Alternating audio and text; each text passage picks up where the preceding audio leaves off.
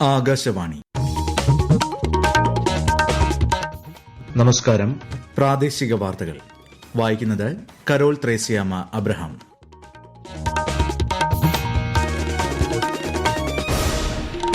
പ്രധാന വാർത്തകൾ. വളർച്ച, ജനപങ്കാളിത്തം, വികസനം എന്നിവയിലൂന്നി ധനമന്ത്രി നിർമ്മല സീതാരാമന്റെ യുവശക്തി ബജറ്റ്. അടിസ്ഥാന സൌകര്യ വികസനത്തിന് 12.2 ലക്ഷം കോടി.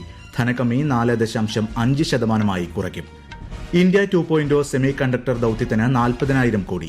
AI പ്രോത്സാഹനത്തിന് പ്രത്യേക പദ്ധതി.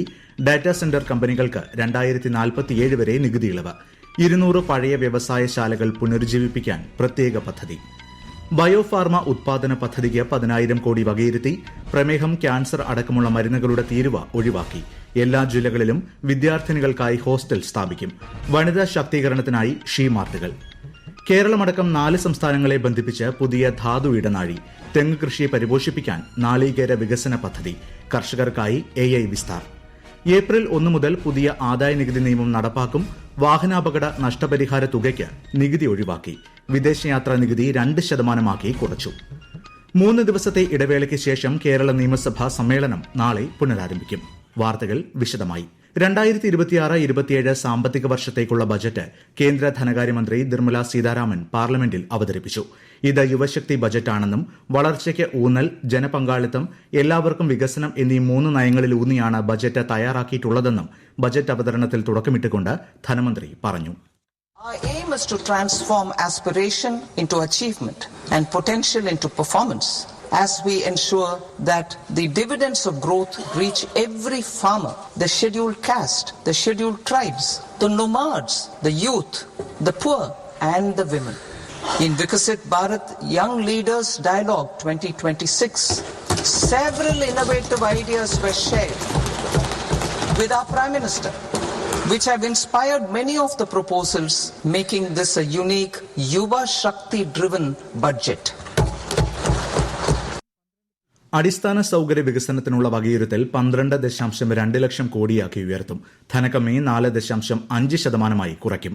പുതുതായി 7 അതിവേഗ റെയിൽ ഇടനാഴികളും 20 പുതിയ ദേശീയ ജലപാതകളും ബജറ്റിൽ പ്രഖ്യാപിച്ചു. വിശദാംശങ്ങളിലേക്ക്.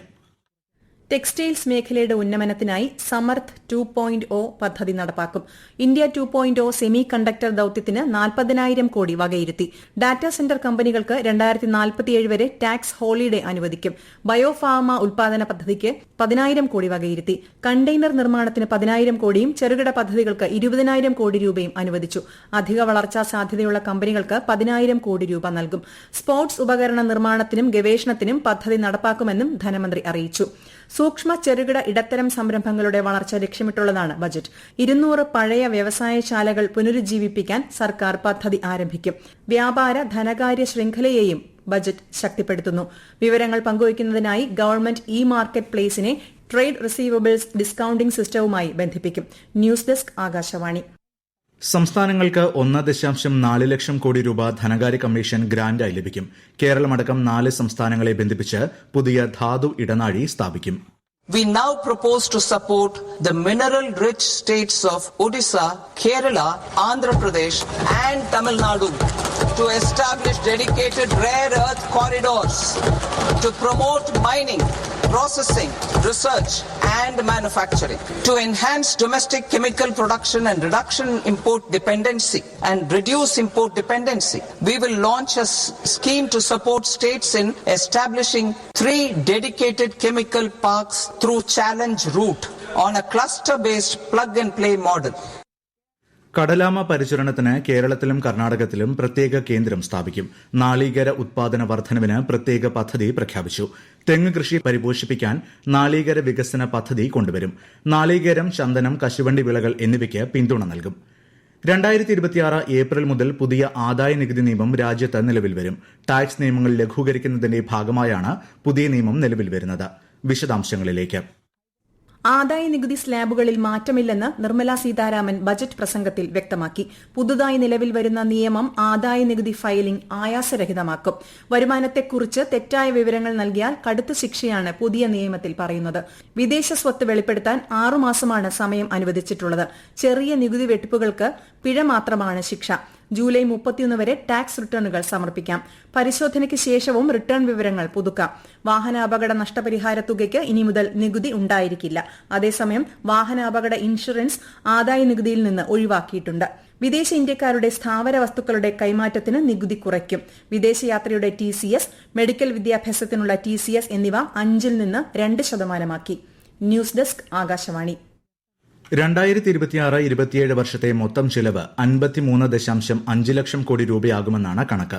ധനക്കമ്മി നേരിടുന്നതിനായി ഡേറ്റഡ് സെക്യൂരിറ്റികളിൽ നിന്നും 11.7 ലക്ഷം കോടി രൂപ കണ്ടെത്തും. ഇന്ത്യയുടെ ആരോഗ്യ പരിസ്ഥിതി ക്യാൻസർ, പ്രമേഹം പോലുള്ള സാംക്രമികേതര രോഗങ്ങളിലേക്ക് മാറുന്നുവെന്ന് ധനമന്ത്രി പറഞ്ഞു. 17 ക്യാൻസർ മരുന്നുകൾക്ക് കസ്റ്റംസ് തീരുവ ഒഴിവാക്കി. ഇതോടെ ക്യാൻസർ മരുന്നുകളുടെ വില കുറയും. ഒരു റിപ്പോർട്ട്. അടുത്ത 5 വർഷത്തിനുള്ളിൽ ബയോഫാർമ മേഖലയ്ക്കായി 10,000 കോടി രൂപ ബജറ്റിൽ അനുവദിച്ചതായി ധനമന്ത്രി പറഞ്ഞു. ബയോഫാർമ ശക്തി എന്ന പദ്ധതിയുടെ കീഴിൽ ഈ മേഖലയെ വികസിപ്പിക്കാനാണ് സർക്കാർ ലക്ഷ്യമിടുന്നത്.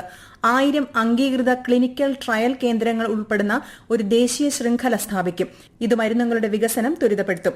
എല്ലാ ജില്ലകളിലും വിദ്യാർത്ഥിനികൾക്കായി ഹോസ്റ്റൽ സ്ഥാപിക്കും. വനിതാ ശാക്തീകരണത്തിനായി ഷീ മാർട്ടുകൾ നടപ്പാക്കും. 3 പുതിയ അഖിലേന്ത്യാ ആയുർവേദ ഇൻസ്റ്റിറ്റ്യൂട്ടുകൾക്ക് തുക വകയിരുത്തി. 5 സർവകലാശാല ടൌൺഷിപ്പുകൾ സ്ഥാപിക്കും.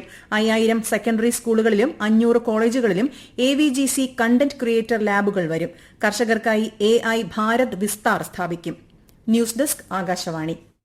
ഓഹരി വിപണികൾ നഷ്ടത്തിൽ. ബോംബെ ഓഹരി സൂചിക സെൻസെക്സ് 994 പോയിന്റ് താഴ്ന്ന് 81,571-ലും ദേശീയ ഓഹരി സൂചിക നിഫ്റ്റി 343 പോയിന്റ് ഇടിഞ്ഞ് 25,075-ലും വ്യാപാരം പുരോഗമിക്കുന്നു.